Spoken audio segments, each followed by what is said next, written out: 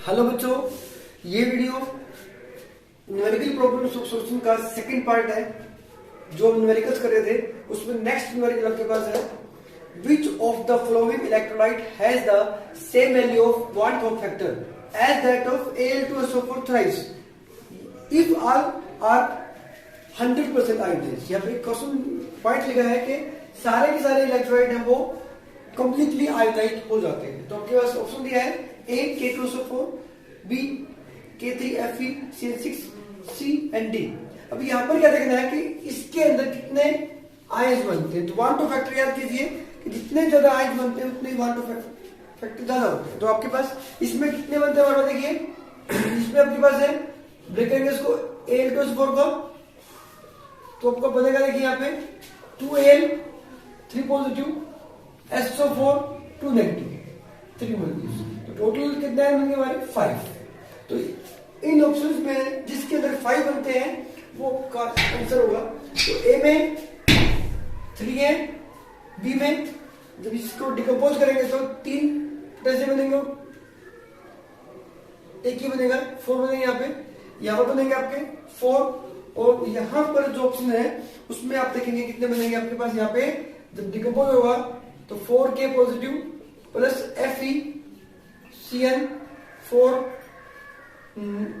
Negative. ये जो आपके पास है ये कॉम्प्लेक्स कंपाउंड है जो हम आगे चैप्टर में पढ़ेंगे।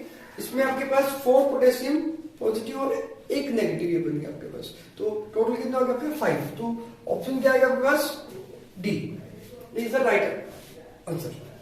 नेक्स्ट जो क्वेश्चन है question number 7, calculate the boiling point of a solution prepared by adding 15.0 gram of NaCl to 250 gram of water. मतलब ये जो आपके पास सॉल्वेंट है गिवन आपको Kb मोलर एलिवेशन कांस्टेंट दिया हुआ है, मोलर मास भी दिया है इसका 8.44।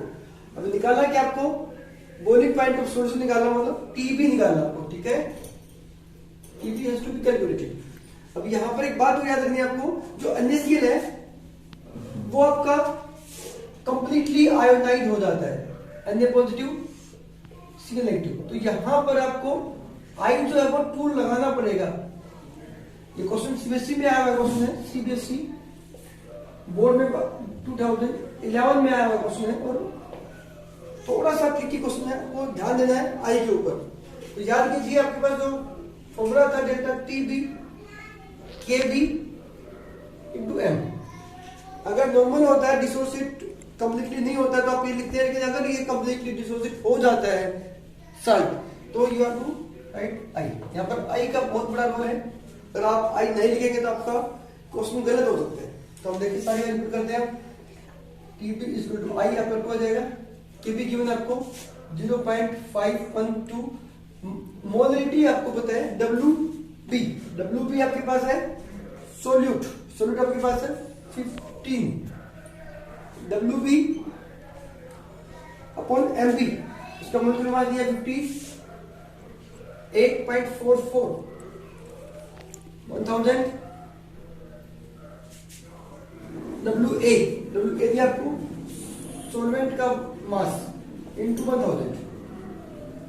ये सारा जब आप सोल्व करते हैं तो आपका निकल जाएगा 1.05 केल्विन। याद रखना Tb जो आपके पास आ गया है 1.05 केल्विन आ जाता है। ये आपका डिफरेंस आ गया एलिवेशन इन बॉइलिंग पॉइंट। लेकिन हमें पूछा क्या है, बॉइलिंग पॉइंट ऑफ सॉल्यूशन। ये बड़ी इंपॉर्टेंट बात है, कंफ्यूज नहीं होगा आपको। अब क्या करेंगे, डेल्टा Tb आपको याद होगा Tb minus T naught B। तो Tb जो आपका जाएगा एलिवेशन जो हो रहा हमारा Tb is equal to delta Tb plus T naught B। ये आपका जाएगा देखिए 373 जो आपका भी आया 1.05 प्लस 373 कितना जाएगा 374.05 कैलोरी में आप लिख देंगे उसको। इसी तरह बॉइलिंग पॉइंट ऑफ सॉल्यूशन, मतलब ये क्या होगा, बॉइलिंग सॉल्यूशन का बॉइलिंग पॉइंट बढ़ जाता है जिसके कारण एलिवेशन इन बॉइलिंग पॉइंट। तो आपको अगर थ्योरी याद है उसको आप यूज करके न्यूमेरिकल को बहुत आसानी से कर सकते हैं। तो मुश्किल नहीं, बहुत ही आसान है। देखिए नेक्स्ट जो क्वेश्चन है, क्वेश्चन नंबर 8, एनसीईआरटी का शॉर्ट एग्जांपल है, बहुत बड़ा ही इंपॉर्टेंट क्वेश्चन है। क्वेश्चन क्या दिया, 0.6 ml of acetic acid having density this is dissolved in 1 litre of water. Solvent है वो 1 लीटर है, depression in freezing point observe, ये आपको डेल्टा टीएफ दे दिया। 1 टू फैक्टर आई निकालना आपको। अब आई का फॉर्मूला याद कीजिए, क्या होता है, mc बाय mo। mc जो इसका एक्चुअल मोलिक्यूलर मास है वो, और mo जो होता है वो कैलकुलेटेड मोलिक्यूलर मास है, वो बोलते हैं इसका ऑब्जर्व। अब mg जो है उसको निकालने के लिए आपको डेल्टा टीएफ का फॉर्मूला लगाना पड़ेगा, kf इंटू m। तो kf wb by mb 1000 into wa।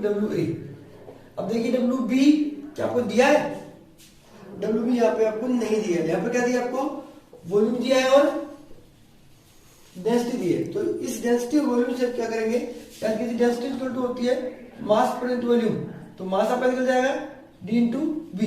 तो यहां से आप निकाल देंगे 0.6 इंटू 1.06, ये आपका निकल जाएगा, देखिए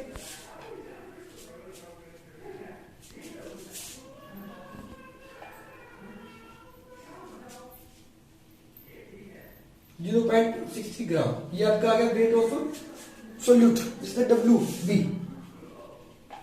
WA क्या होगा, सोलवेंट 1 लीटर दिया है, 1 लीटर का मतलब आपका 1000 ग्राम लिख सकते हैं, डेंसिटी जो होती है 1 ग्राम पर ml होती है। तो ये आपका WA। अब पुट कर देंगे वैल्यू, देखिए KF जो दिया आपको 1.86 इंटू WB जो दिया है वो निकाल लिया हमने 0.636। MB जो है वो हमें पता नहीं है, इसको डायरेक्ट इधर ले आएंगे, MB को नीचे ले आएंगे, डेल्टा टी एफ आपको दे रखा है 0.0205 इंटू WA 1000, ऊपर भी 1000 आपका कैंसिल हो जाएगा। अब ये देखिए आपके सामने जो क्वेश्चन आ जाती है, याद रखना, ये जो आपके पास MB है वो आपका होगा मोलिक्यूलर मास ऑफ सॉल्यूट जो हमने ऑब्जर्व किया है। यहाँ से 1.86 केफ दिया अपने पास, सारी जो वैल्यू करने का करेगा और इसकी जो वैल्यू आएगी वो आ जाएगा 57.7 gram per mole. This is the molecular mass MO लिख सकते हो, उसका ऑब्जर्व जो किया हमने। अब यहां से निकाल लेंगे MI। अब I जो रहेगा देखिए MC by MO, MC by MO। अब एसिटिक एसिड जो होता है उसका कैलकुलेटेड मोलिक्यूलर मास कितना होता है 60, आपका यहां जाता है 57.7। सोल्व करेंगे इसको, कितना चला जाएगा हमारा 1.04। अब यूनिट क्या होगी इसकी, कोई यूनिट नहीं होगी, 1.04 आ गया हमारे पास क्या, I is the want of factor. अभी हमारा क्वेश्चन पूरा नहीं हुआ है, नेक्स्ट जो पार्ट है वो हमें क्या करना पड़ेगा, इसमें डिग्री ऑफ डिसोसिएशन। देखिए अल्फा यहां पर हमारे पास है I-1 N-1, ये फॉर्मूला आप याद रखेंगे।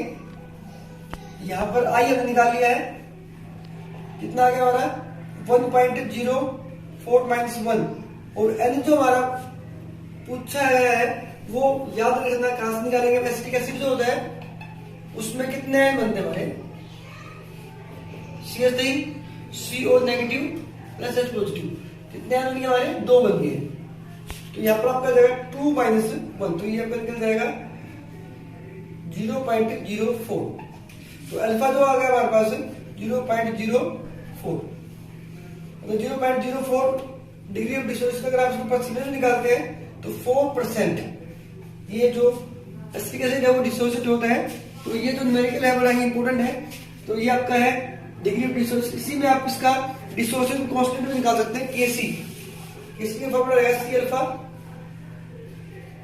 1 - अल्फा।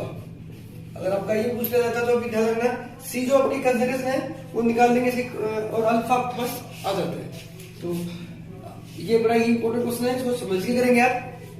नेक्स्ट क्वेश्चन हमारे पास है, calculate the mole fraction of 6 mole aqueous urea solution. तो यहाँ पर आपके पास मोलिटी दे रखी है, इसका यूज करना है। तो मोल फ्रैक्शन जो रहेगा आपका XB लिखेंगे उसको आप NB upon NA plus NB।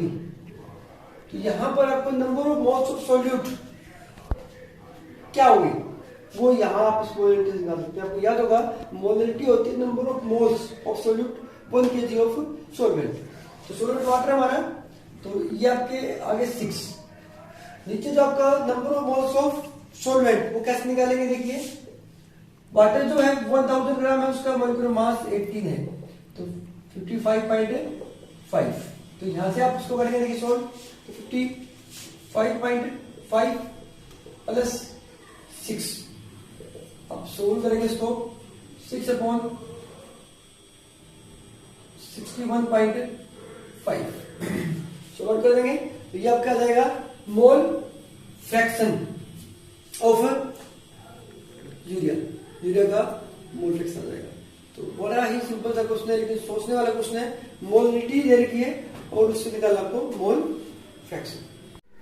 अभी देखिए नेक्स्ट क्वेश्चन जो आपके पास है, बड़ा ही सिंपल क्वेश्चन है, लेकिन थोड़ी सी ट्रिक यहाँ पर काम करेगी।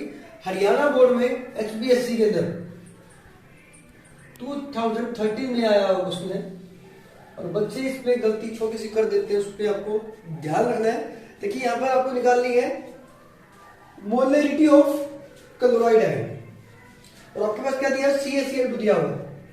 तो आपको मोलरिटी का फॉर्मूला याद होगा, पहले आप निकालेंगे इसका मोलिकुलर मास। WB आपको दिया है 27.75, MB आपको दिया है, CaCl2 जो है इसका देगा ग्राम पर मोल, वॉल्यूम आपको दे रखा है। तो आप मोलरिटी का फॉर्मूला देखिए, पहले आप फॉर्मूला लिख देंगे मोलरिटी का, W/MB 1000 इंटू वॉल्यूम, ठीक है। तो WB आपको दिया है कितना, 27.75 इंटू 1000 अपॉन MB आपको दिया है 111 इंटू वॉल्यूम 250। तो यहां से जब इसको सोल्व करेंगे तो आपका जाएगा 1 मोलर। ये आपकी आगे मोलरिटी ऑफ CaCl2। लेकिन पूछा क्या इसने, यहाँ पे सोचने की बात है क्लोराइड आयन। तो याद कीजिए CaCl2 जो होता है उसके अंदर Ca2 पॉजिटिव और 2Cl नेगेटिव है, तो क्लोराइड के 2 आयन है। अब ये आपके पास है CaCl2 का, तो आपको क्लोराइड की अगर निकालने तो क्या करेंगे, molarity of chloride ion 2 into 1 2 molar.